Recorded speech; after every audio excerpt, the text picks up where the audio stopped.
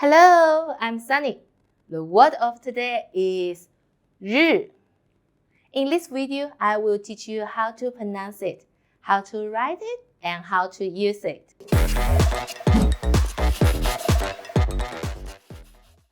Let's read it together.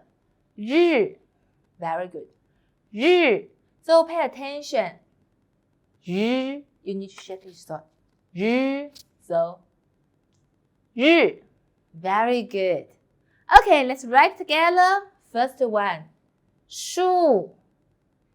横折. 横. Very easy, right? Yeah.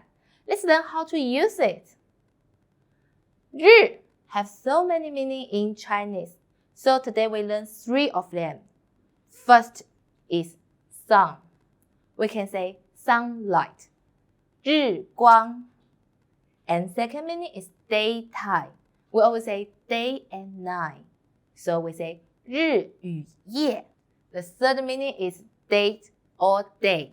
Like birthday, we say 生日. So happy birthday! 生日快乐. Okay, that's all. See you next time. Bye bye.